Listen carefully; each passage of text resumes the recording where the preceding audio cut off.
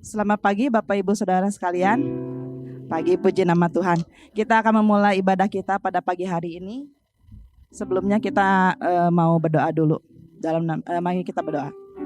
Tuhan Yesus, Allah Bapa kami yang bertata dalam kerajaan surga. Tuhan, terima kasih kalau kami boleh ada sebagaimana kami ada. Itu semua anugerah yang Kau berikan kepada setiap kami. Terima kasih Bapa kalau Engkau sudah tibakan kami di rumah-Mu. Kami siap untuk memuji dan membesarkan nama-Mu Tuhan. Biarlah kami boleh pulang dengan hati yang penuh sukacita dan boleh mendapatkan kekuatan melalui firman Tuhan yang akan disampaikan oleh hamba-Mu. Kami menyerahkan ibadah kami pada pagi hari ini Tuhan, dari awal pertengahan hingga pada akhirnya. Hanya di dalam nama Tuhan Yesus kami membuka ibadah kami pada pagi hari ini. Haleluya, amin. Puji nama Tuhan. Mari Bapak Ibu, saya undang untuk bagi berdiri. Kita mau memuji dan membesarkan nama Tuhan. Kita mau naikkan syukur kita. Masuk gerbangnya bersyukur.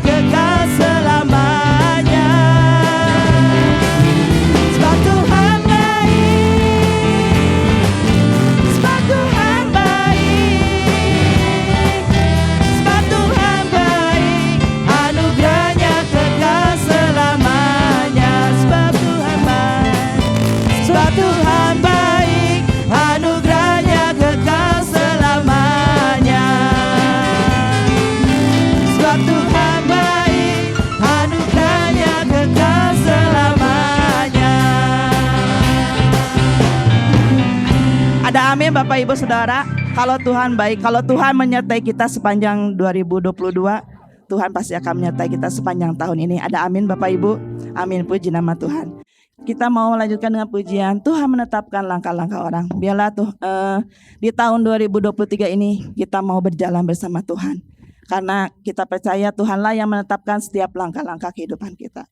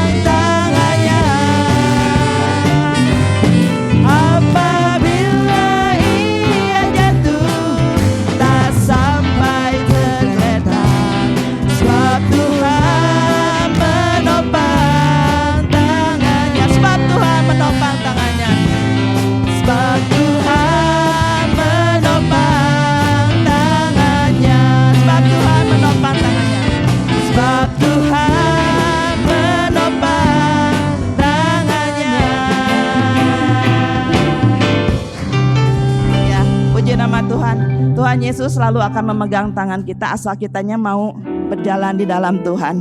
Tuhan ada dalam kita. Biarlah apapun yang terjadi dalam setiap kehidupan kita, ajar kita mengerti apa rencana Tuhan dalam setiap kehidupan kita. Kita menaikkan pujian apapun yang terjadi.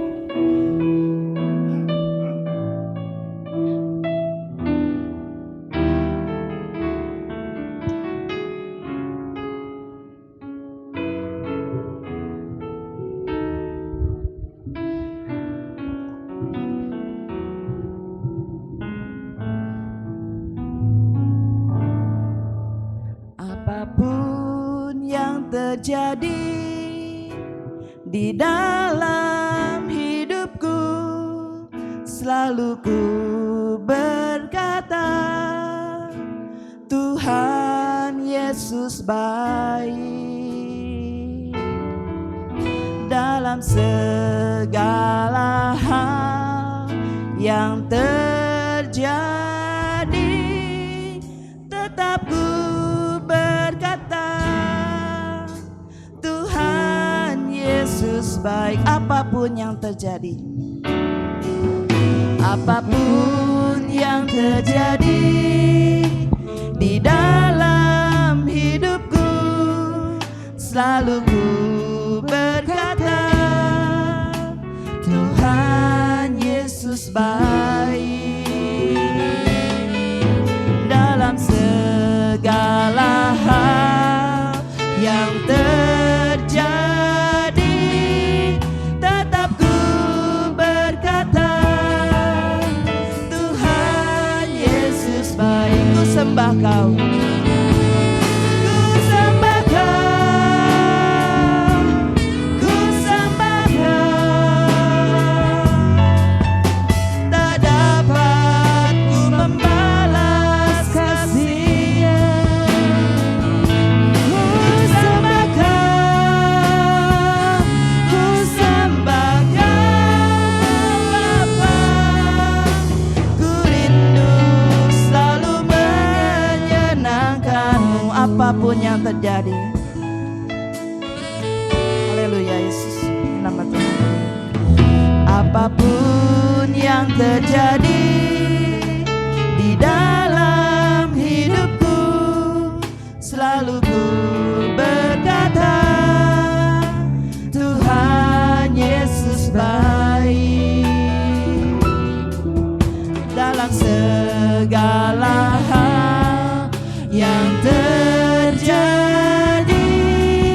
tetap ku berkata, Tuhan Yesus baik. Mari kita mau menyembah Dia. Ku sembah Kau, ku sembah Kau. Tak dapat ku membalas kasih-Mu.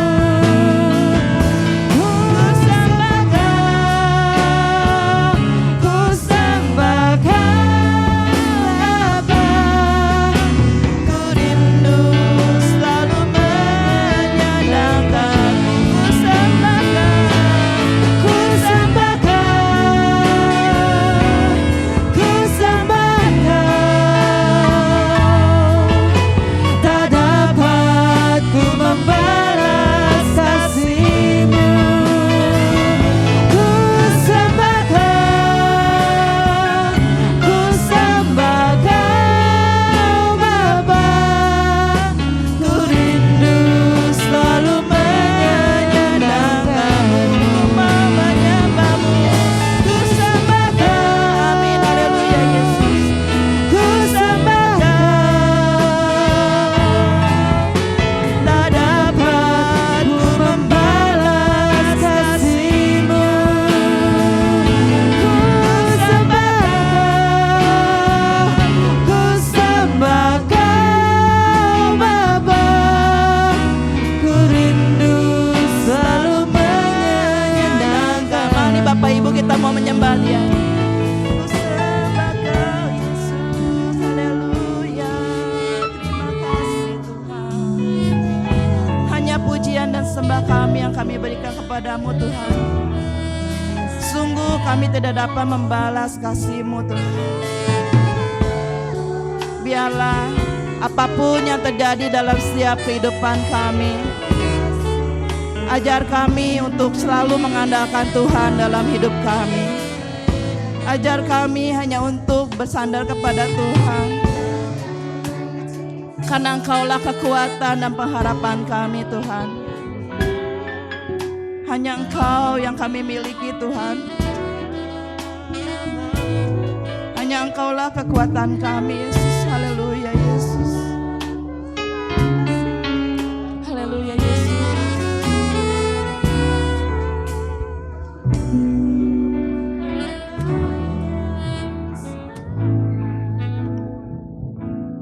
Ku sembah Engkau, Allah yang perkasa.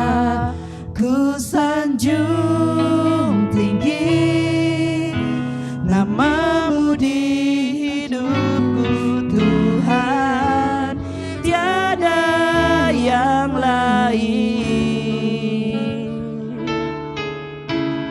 Hanya Kau satu di hatiku. Ku sembah, ku sembah Engkau, Allah yang perkasa. Ku sanjung tinggi nama-Mu di hidupku Tuhan, tiada yang lain. Hanya Kau satu di hatiku. Hanya Kau satu di hatiku. Hanya Kau satu di hatiku. Hanya Kau satu di hatiku. Hanya Kau satu di hatiku. Mari Bapak Ibu kita mau bersatu dalam doa. Tuhan Yesus, terima kasih Tuhan, kalau kami sudah memuji dan menyembah Engkau. Biarlah puji-pujian kami ini boleh menyenangkan hati Tuhan, boleh menjadi kekuatan bagi kami yang hadir pada pagi hari ini. Tuhan, sebentar kami mau mendengarkan sebagian dari firman-Mu. Berfirmanlah Tuhan kepada setiap kami. Kami siap untuk mendengarkan firman-Mu Tuhan. Kamu pakai hamba-Mu yang akan menyampaikan firman-Mu. Urapi dia dari ujung rambutnya hingga telapak kakinya. Biarlah hanya kebenaran firman-Mu yang boleh dia sampaikan kepada setiap kami. Ajar kami juga boleh mengerti apa yang mau Engkau sampaikan kepada setiap kami. Biarlah firman-Mu boleh tertanam dalam hati kami yang subur Tuhan, dan boleh menghasilkan buah dalam setiap kehidupan kami. Terima kasih Bapa. Kalau masih ada kuasa-kuasa yang akan mengganggu jalannya ibadah pada pagi hari ini, kami bersatu hati dalam nama Tuhan Yesus. Hanya Roh Allah saja yang ada di tempat ini. Terima kasih Bapa. Engkau mau memimpin kebaktian ini dari pertengahan kepada akhirnya. Hanya di dalam nama Tuhan Yesus kami sudah berdoa dan mengucap syukur. Haleluya. Amin. Shalom Bapak Ibu Saudara yang dikasihi Tuhan. Puji Tuhan, kita masih ada di dalam hari-hari tahun baru ini. Kalau Bapak Ibu Saudara baru bertemu saat ini, kembali saya ucapkan selamat tahun baru. Selamat kita juga terus mempercayakan hidup ini kepada Tuhan. Seperti tema saat ini, kita akan merenungkan firman Tuhan. Tema kita adalah percaya bukan melihat. Saudara, dalam perjalanan hidup di tahun 2023 yang baru kita jalani selama beberapa hari ini, ada banyak yang masih harus kita jalani di dalam hidup ini. Ke depan perjalanan kita masih panjang. Bagi anak-anak muda, mungkin masih punya cita-cita dan segala rencana di dalam kehidupannya. Baik mereka yang masih di dalam pendidikan, baik mereka yang sudah bekerja berusaha, mereka yang sedang berdoa dan terus mendoakan masa depan mereka. Apa yang harus kita lakukan bagi dewasa muda, bagi kaum bapak, kaum ibu, bahkan bagi kami hamba-hamba Tuhan, perjalanan pelayanan kami, masih banyak hal yang harus kami lakukan di dalam kehidupan ini. Hari ini firman Tuhan Biarlah memberikan kekuatan baik kepada saudara semua yang hadir maupun yang ada di rumah, bahkan kepada saya secara pribadi ketika saya merenungkan firman Tuhan ini. Kita akan membaca di dalam 2 Korintus pasal yang ke-5 ayat yang ke-7. Demikian firman Tuhan, sebab hidup kami ini adalah hidup karena percaya, bukan karena melihat. Ayat-ayat ini mungkin sering kita baca, kita renungkan, kita dengar. Dan hari ini kita juga akan sekali lagi merenungkannya. Hidup kita yang harus kita jalani dan terus kita jalani di dalam perjalanan hidup ini. Biarlah hidup itu karena percaya kita, karena iman kita kepada Kristus, bukan karena apa yang kita lihat. Kita akan nanti melihat beberapa hal. Kenapa Rasul Paulus menuliskan kepada jemaat di Korintus? Ya, kita akan melihat pelayanan Rasul Paulus. Apakah pelayanan Rasul Paulus ada pelayanan yang mulus ketika dia sudah berjumpa secara pribadi dengan Tuhan dan dia kemudian dipakai oleh Tuhan menjadi hambanya, menjadi rasulnya. Bapak Ibu Saudara, perjalanan Rasul Paulus penuh dengan berbagai macam hal, penderitaan, aniaya. Dia mengatakan berapa kali dia mengalami karam kapal, mengalami masuk penjara, dan hal-hal yang dia harus alami ketika dia melayani. Di dalam 2 Korintus pasal yang keempat, ayat ke-18, ayat yang ke-8 dan ke-9, di sini dikatakan dalam segala hal kami ditindas. Artinya Rasul Paulus bersama dengan para pelayan yang lain, bersama dengan timnya, mereka mengalami penindasan. Tapi dikatakan namun tidak terjepit. Kami habis akal. Kali habis akal ini bingung apa yang harus dilakukan. Tapi dikatakan namun tidak putus asa. Kami dianiaya, namun tidak ditinggalkan sendirian. Mengalami penderitaan aniaya, tapi tidak sendiri. Ada satu kepercayaan Rasul Paulus bahwa Tuhan bersama dengan mereka yang sedang melayani. Kami dihempaskan, namun tidak binasa. Saudara-saudara, kalau membaca ayat-ayat dan juga dari surat kiriman Rasul Paulus kepada beberapa jemaat, kita melihat ya, bagaimana perjalanan pelayanan Rasul Paulus tadi. Dikatakan dia mengalami aniaya, dia mengalami kesulitan di dalam pelayanannya. Tetapi yang luar biasa adalah di tengah-tengah perasaan atau bukan perasaan tetapi kenyataan ditindas, dikatakan tidak terjepit. Saudara, berapa banyak di dalam kehidupan kita, bahkan sampai saat ini kita melihat bagaimana pelayanan pekerjaan Tuhan juga sampai hari ini mengalami berbagai macam hal, penindasan, aniaya. Pada zaman bapak-bapak gereja dulu, bahkan sampai hari ini kita melihat di tengah-tengah situasi yang kita melihat, wah sudah kondusif, tetapi ada hal-hal di sekitar kita yang kita tahu keadaannya ternyata tidak senyaman yang kita bayangkan. Dan itulah yang dialami oleh Rasul Paulus, bahwa dalam pelayanannya dia mengalami satu kesulitan, satu tantangan di dalam kehidupannya.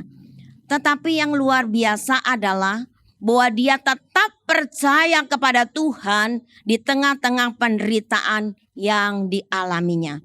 Dan itulah yang dinyatakannya, yang dia ambil, dikatakan di dalam Mazmur 116 ayat 10 itu, aku percaya sekalipun aku berkata, aku ini sangat tertindas.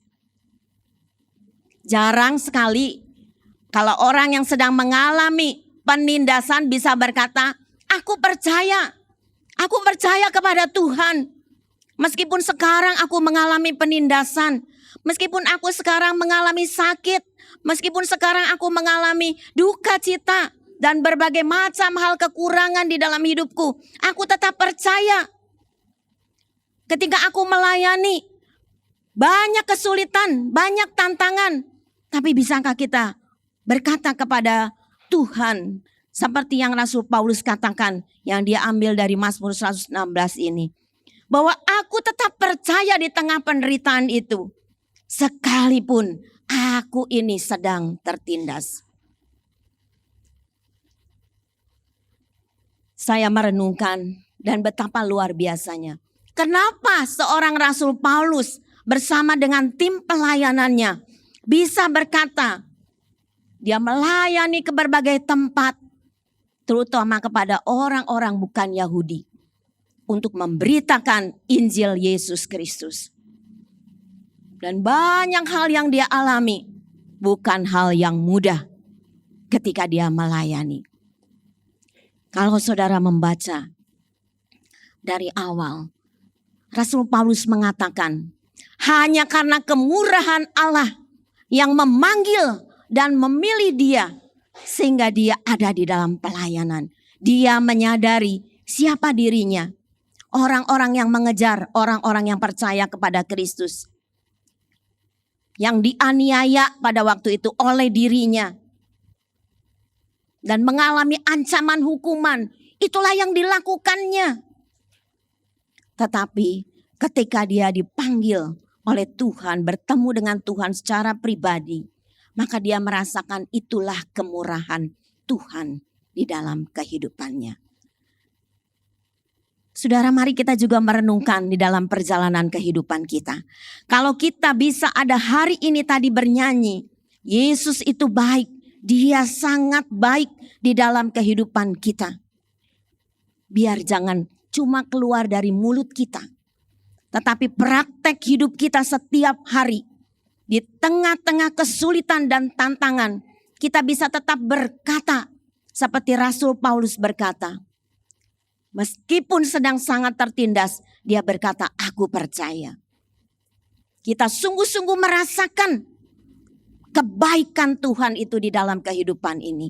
Itulah yang dirasakan oleh Rasul Paulus.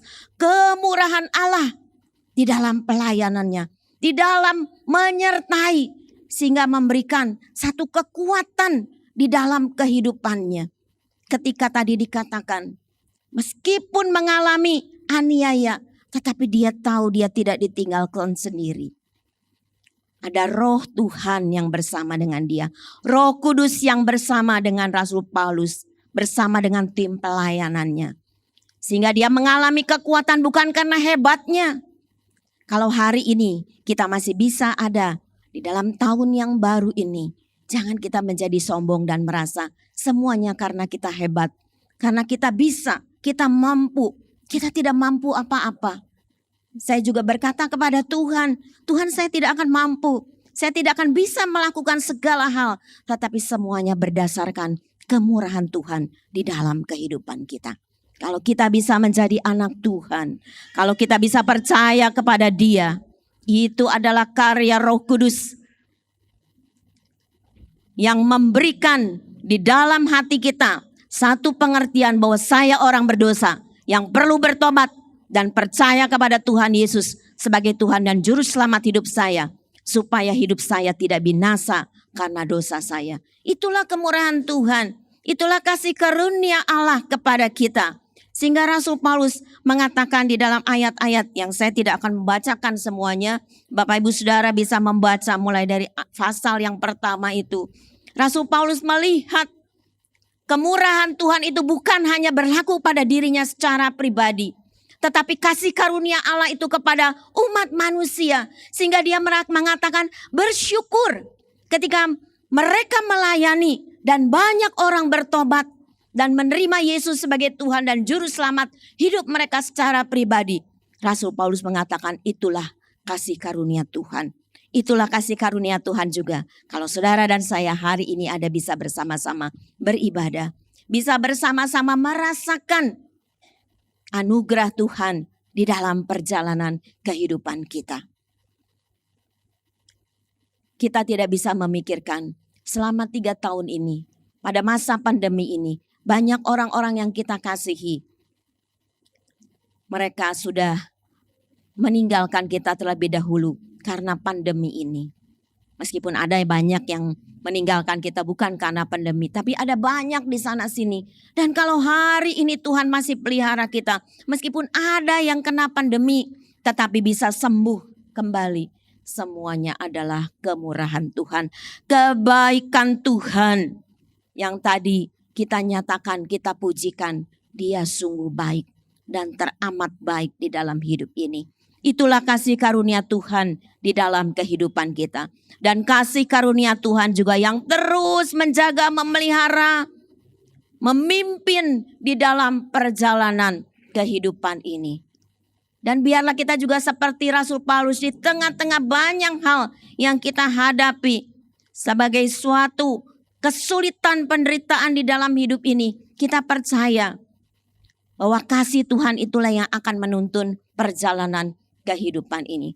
Rasul Paulus lebih lanjut mengatakan kenapa dia bisa bertahan. Karena dia bukan melihat apa yang dilihat. Nanti kita akan lihat ya selanjutnya. Bukan yang dilihat. Tetapi dia memandang ketika dia melayani Tuhan. Ketika dia menyampaikan berita Injil. Dan bersyukur melihat banyak orang yang bertobat. Dan dia mengatakan ada satu pengharapan di dalam hidup kita. Pengharapan akan kemuliaan yang akan kita terima kelak di dalam perjalanan kehidupan ini.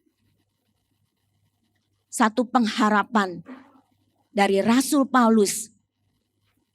Dan dikatakannya kita harus bersyukur pada akhir perjalanan kehidupan kita di dunia ini. Buat kita yang percaya kepada Tuhan, ada satu yang Tuhan berikan, satu tempat yang Tuhan sediakan, satu kekekalan yang Tuhan berikan, satu kemuliaan yang Tuhan berikan. Dan ketika dia mengalami penderitaan itu, dia tidak tawar hati. Dia tidak merasa gentar di dalam hidup ini, bukan karena dia hebat, dia merasa bahwa dia pintar, bukan. Tetapi tadi dia merasakan dia tidak ditinggalkan sendiri. Ada Tuhan, ada pengharapan, ada kekuatan yang Tuhan berikan di dalam kehidupan ini.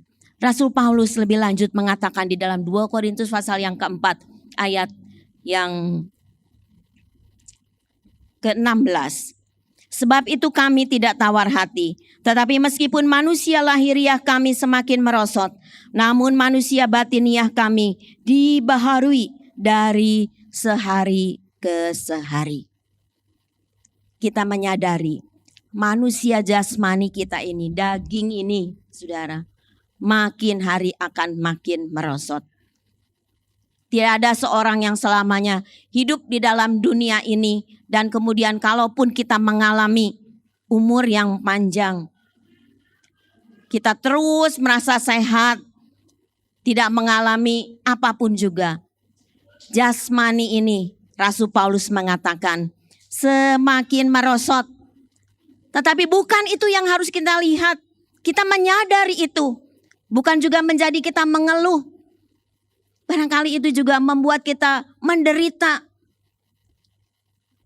Kalau umur sudah bertambah, kita merasakan, aduh, keluar sedikit masuk angin. Kalau anak-anak, wah keluar.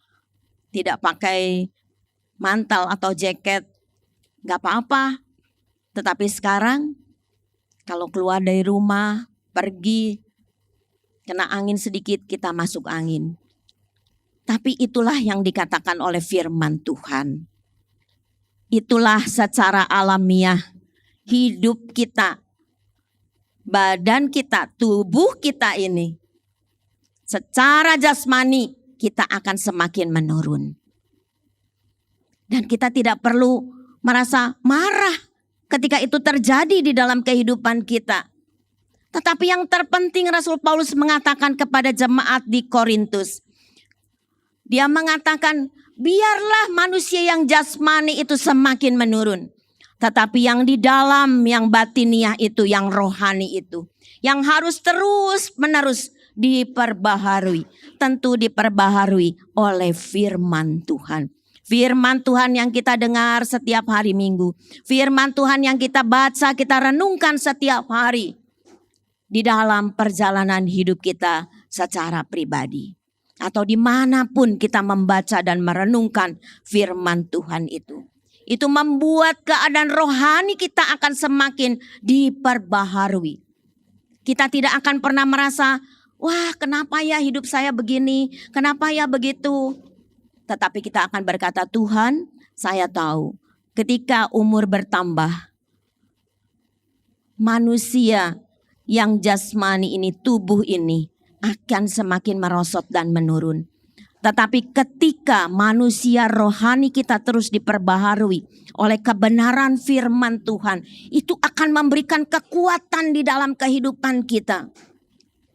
Sehingga kita bisa berkata, meskipun aku sudah lanjut usia, tetapi aku tetap memandang kepada Tuhan. Dan Tuhan yang memberikan kekuatan kepadaku untuk menjalani kehidupan ini. Rasul Paulus mengatakan, dia tidak tawar hati, tidak merasa putus asa di dalam kehidupannya.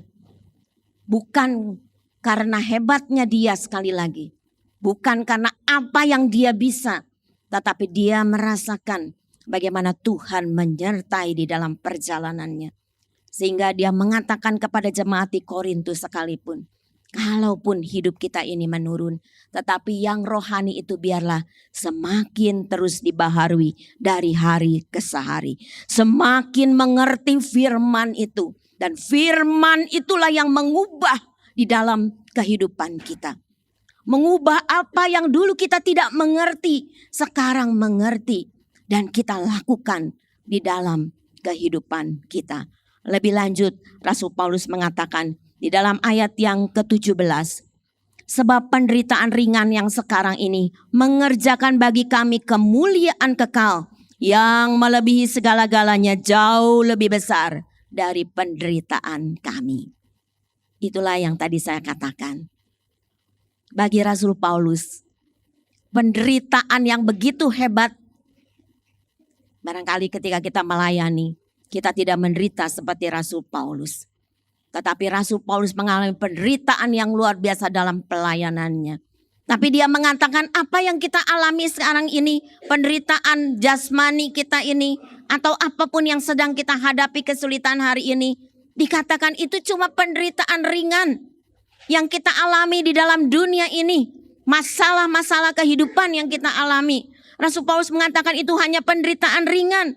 Tetapi dia memandang ke depan bahwa ada satu kemuliaan yang lebih besar dari segala penderitaan kami yang kekal sifatnya. Itulah yang menjadi bagian di dalam kehidupan kita. Satu kali ketika kita menghadap kepada Dia, kita setia sampai akhir. Firman Tuhan katakan, mahkota kehidupan, mahkota kemuliaan menjadi bagian di dalam kehidupan kita. Saudara, kalau hari ini kita hadir, kalau hari ini kita ada, dan kita sedang mengalami masalah kesulitan, kita sedang banyak yang sedang didoakan, dan kita merasa sampai hari ini Tuhan belum menjawab doa saya. Biarlah semua yang kita hadapi ini seperti yang Rasul Paulus katakan, semua yang ada di dunia ini cuma penderitaan ringan. Tetapi kelak Tuhan akan memberikan satu kemuliaan yang luar biasa yang diberikan di dalam kehidupan kita. Bukan yang sementara yang ada di dunia ini, tetapi kemuliaan kekal yang menjadi bagian di dalam kehidupan kita.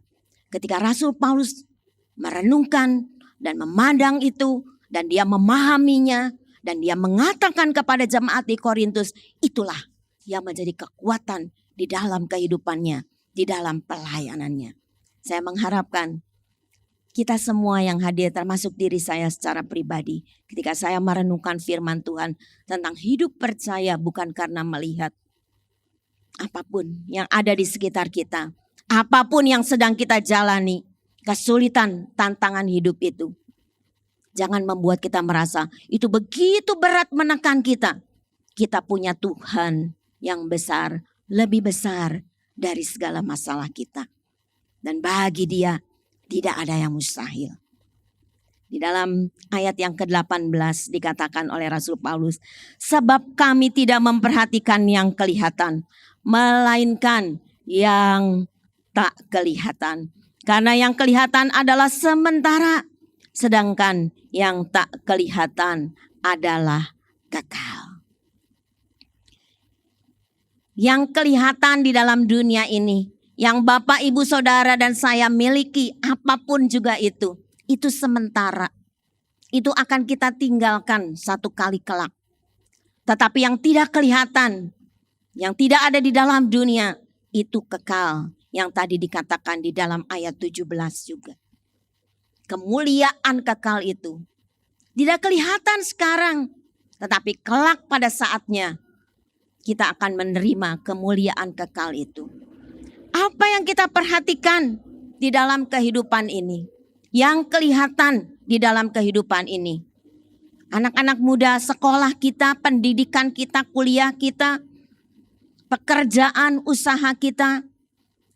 Bagi Bapak, Ibu, keluarga kita. Dan macam-macam hal. Mungkin itu membuat kita menakutkan di dalam hidup ini. Apa yang kita lihat ini. Tetapi mari kita belajar dari Rasul Paulus. Semua yang kita lihat, segala kesulitan semuanya cuma sementara.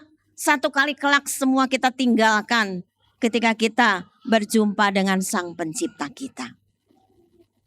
Itulah yang memberikan kekuatan. Dan Rasul Paulus mengatakan kepada jemaat di Korintus pada waktu itu. Mereka mengalami banyak hal, banyak penderitaan. Tapi Rasul Paulus mengatakan jangan takut. Karena penderitaan itu hanya sementara. Kelak kita akan mengalami sesuatu yang kekal. Yang sekarang tidak kelihatan. Saudara-saudara, kita belajar hari ini dari firman Tuhan. Yang pertama adalah tentang hidup karena percaya. Seperti tema kita. Hidup karena percaya itu akan mendatangkan sukacita di tengah-tengah penderitaan kita. Next. Kenapa saudara-saudara mendatangkan sukacita? Bukankah ketika kita sedih, ya sedih aja, nangis, sedih. Wah, mungkin ngomong kepada Tuhan, Tuhan kenapa saya begini begitu. Tetapi kenapa Rasul Paulus juga mengatakan ada sukacita di tengah penderitaan. Inilah hidup orang yang percaya, yang kadang-kadang membuat heran orang lain. Kenapa di tengah-tengah kesulitan? Kenapa di tengah-tengah penderitaan hidup, tapi tetap ada rasa sukacita, ada rasa damai sejahtera. Minggu yang lalu Bapak Gembala mengatakan tentang pengharapan yang mendatangkan damai sejahtera. Karena kita tahu ada Tuhan dan melalui Allah Roh Kudus yang di dalam hidup kita, yang menuntun, memimpin kita, yang memberikan kita pertolongan. Ketika kita dalam keadaan sakit, Dia sembuhkan kita.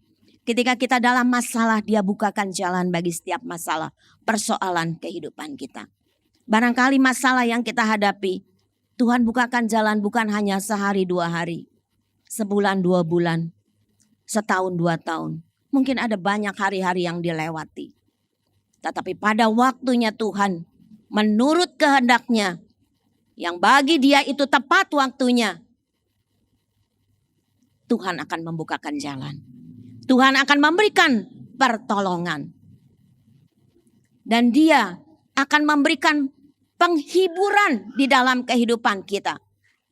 Allah Roh Kudus itu, Sang Penghibur itu, memberikan kekuatan dan penghiburan ketika kita ada masalah di dalam hidup ini. Memberikan kekuatan di dalam kehidupan ini. Kita tidak kuat. Kita tidak cakap menanggungnya sendiri. Tetapi bersama dengan Dia. Ketika kita tetap percaya.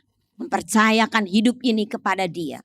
Ketika iman kita tetap teguh di tengah-tengah situasi dunia ini.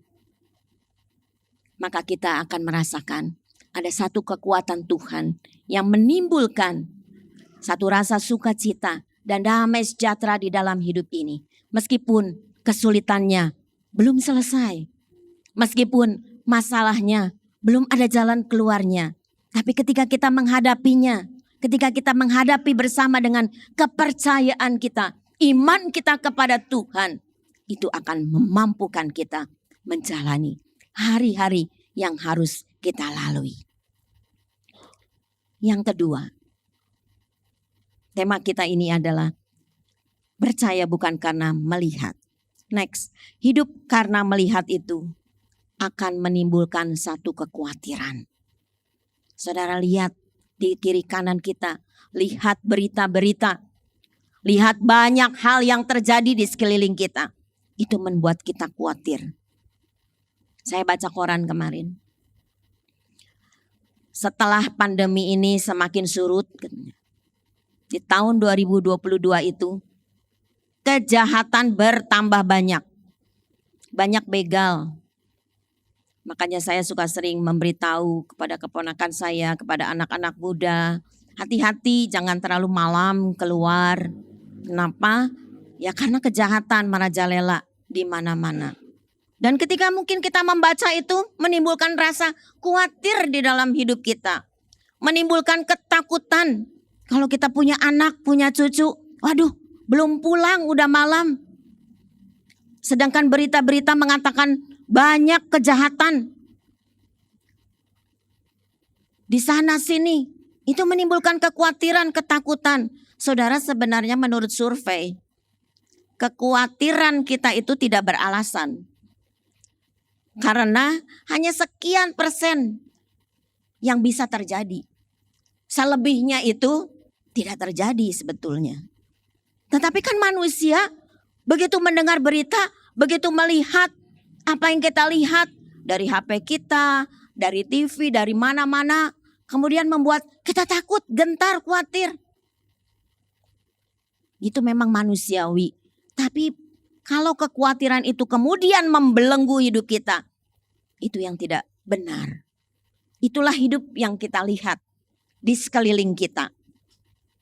Dan seringkali hal itu membuat tawar hati, membuat kita lemah.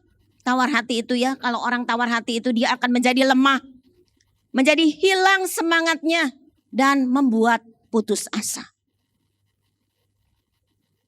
Kenapa ini terjadi Tuhan? Kenapa ini dialami? Saya teringat kepada 12 pengintai. Ketika hampir memasuki tanah Kanaan, Tuhan menyuruh Musa memanggil supaya ada 12 pengintai melihat ke sana. Mereka melihat, mereka mengatakan bahwa memang negeri itu adalah negeri yang berlimpah susu dan madu. Tetapi ada tetapinya Bapak Ibu Saudara. Tetapi di sana itu, wah ada bangsa-bangsa seperti raksasa. Dan kubu-kubu mereka itu besar. Kita tidak akan bisa menghadapinya. Kita ini seperti belalang, kecil. Ditindas saja juga, sudah kita akan hancur.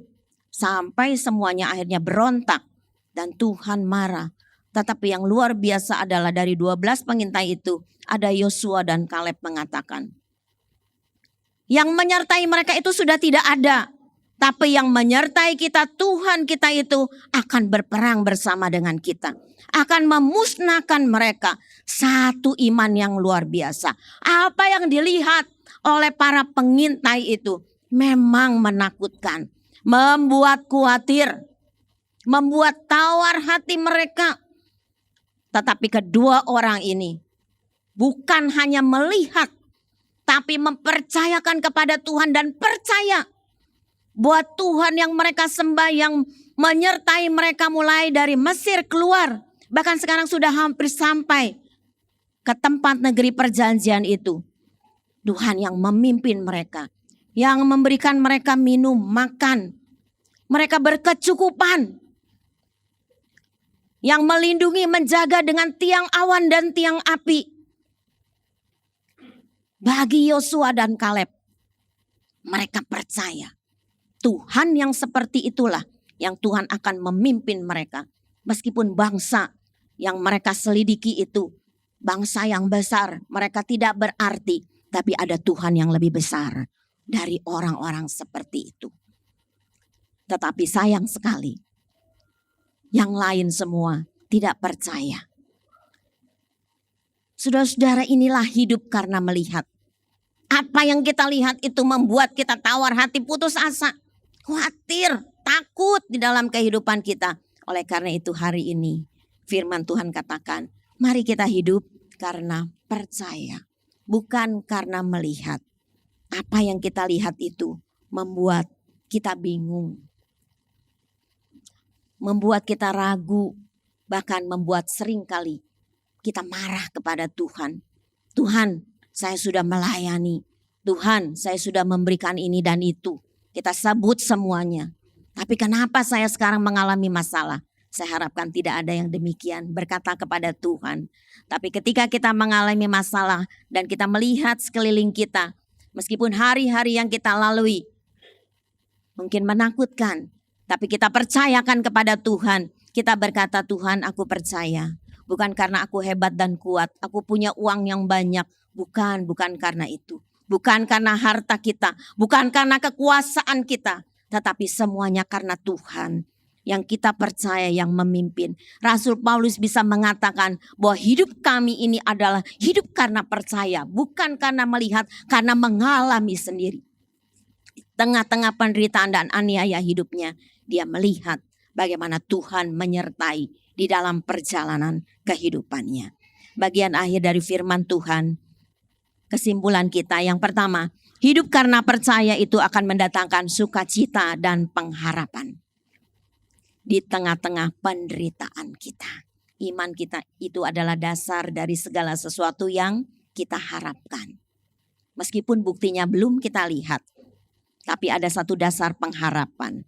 Itulah percaya, itulah iman kita.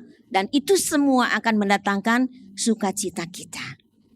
Karena keyakinan kita kepada Tuhan bahwa Tuhan dapat menolong. Dan memberikan kita kekuatan di dalam penderitaan, di dalam masalah. Karena kita tahu masalah hidup kita, penderitaan yang kita alami di dalam hidup ini, itu sementara. Tetapi kita melihat satu jaminan kemuliaan kekal yang Tuhan akan berikan di dalam hidup kita yang percaya kepada Dia. Yang kedua, hidup karena melihat hanya akan mendatangkan kecemasan, kekecewaan, ketakutan, dan meragukan Tuhan di dalam hidup ini.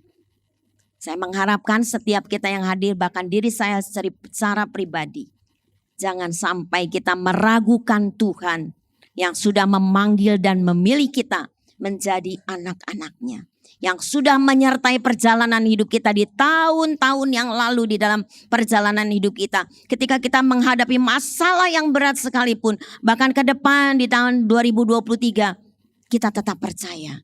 Seperti WL tadi katakan, kalau Tuhan menyertai kita di dalam tahun 2022, Dia akan menyertai kita juga di dalam tahun 2023. Jangan melihat yang di sekitar kita yang membuat kita khawatir. Yang ketiga, yang terakhir, hidup karena percaya dapat menjadi berkat. Orang lain bisa melihat hidup kita, dan hidup kita akan menjadi berkat bagi sekeliling kita. Dan kita bisa memberi teladan kepada keluarga kita, kepada anak-anak kita, kepada cucu-cucu kita, kepada suami, kepada istri, satu dengan yang lain. Bisa memberikan teladan di dalam kehidupan kita. Dan akhirnya kita menjadi berkat bagi orang-orang sekeliling kita, kepada sesama kita. Supaya apa? Supaya mereka juga percaya kepada Kristus. Bahwa di dalam Kristus ada keamanan, ada kemenangan, ada kekuatan. Biarlah orang-orang lain yang belum percaya kepada Kristus bisa percaya karena hidup kita. Yaitu hidup yang percaya kepada Dia. Dan mereka melihat bagaimana kita tetap menyandarkan hidup ini kepada Tuhan, mengandalkan Tuhan di dalam kehidupan kita. Itulah percaya kita kepada Tuhan. Amin. Tuhan memberkati. Ya, puji nama Tuhan. Memasuki tahun 2023, jemaat Tuhan terus dibimbing lewat kebenaran firman Tuhan dan menambahkan iman percaya kita kepada Tuhan, maka kita akan melihat bagaimana kuasa Tuhan yang menuntun kehidupan Bapak Ibu sekalian ya. Terima kasih atas pelayanan semua yang sudah melayani pagi hari ini. Mari kita akan akhiri ibadah kita akan bangkit berdiri bersama-sama.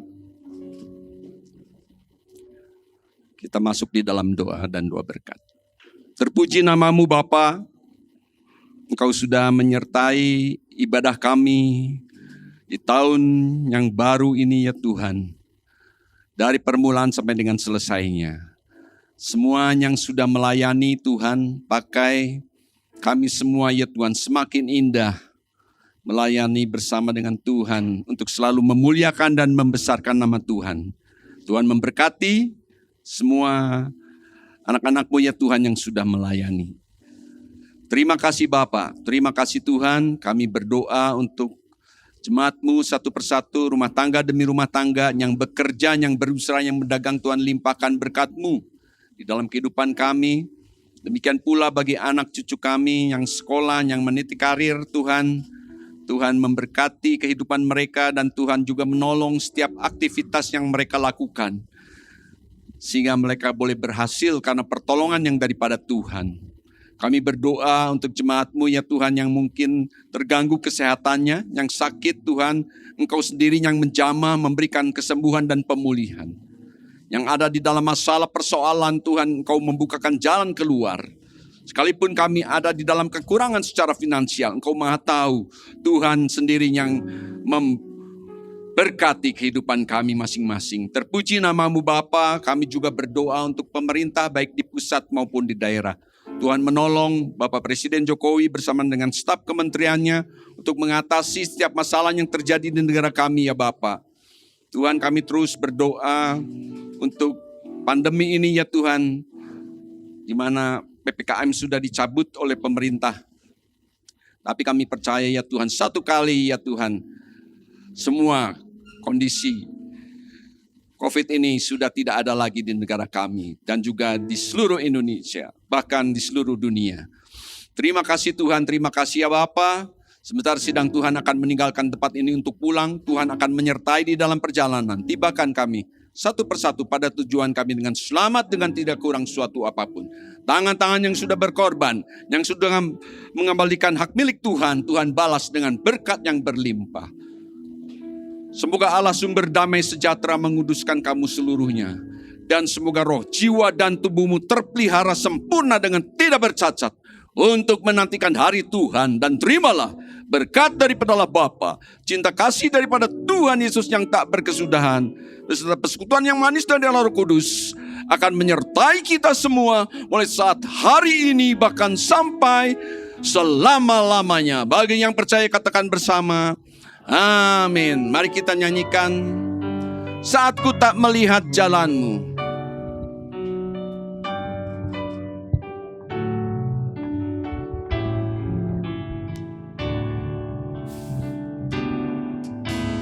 Saat ku tak melihat jalan